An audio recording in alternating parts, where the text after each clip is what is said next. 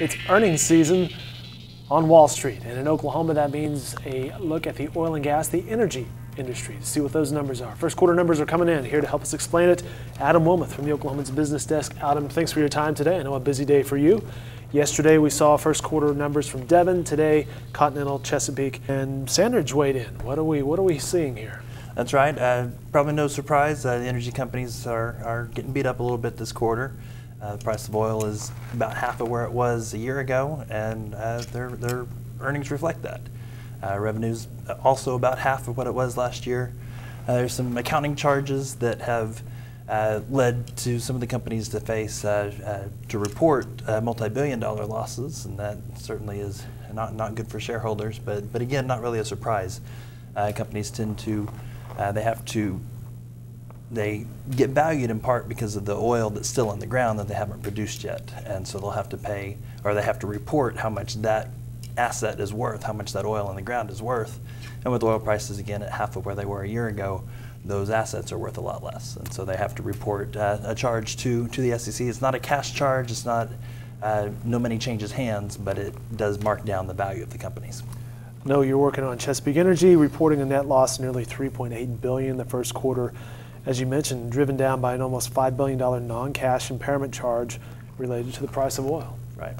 Even without that, with the revenues cut in half, even if you look just at the cash flow and the actual dollars changing hand, the companies, the energy companies, consider it adjusted earnings, and even with those, they're facing losses of most of the companies are facing losses of several million dollars, several $100 million.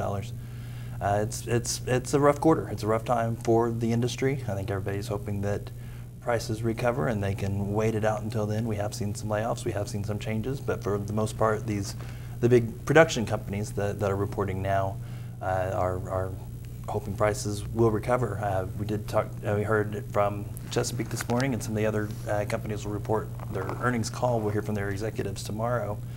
But I think what we're hearing is that companies are spending this time trying to improve their technology, improve their processes, so that if and when prices do recover, they'll be able to jump back in and keep their production going. That's a good point.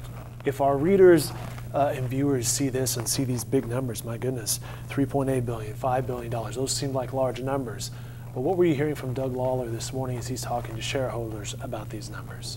Well, he was talking about, of course, the companies they're gonna talk about the best things they can, and right now that's the future. It's not today, and so they're gonna look at how they can improve their processes. They're gonna look at these companies have good assets in the ground. They've been very successful over the last few years, and they're pointing out that it's really not anything that they're doing right now. It's that the commodity price is half of what it was, and they really have no control over that. And you've spoken with Continental's Harold Hamm at this very desk, and he told you, hey, right now things may not look so great, but we're looking at the long play, right? That's right. That's right. And that's they've had success over the last several years as prices have gone up.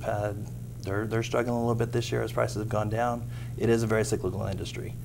Prices are probably going to go back up. They actually have gone back up quite a bit over the last 6 weeks, and we'll see if that continues, and we'll see where things are next quarter.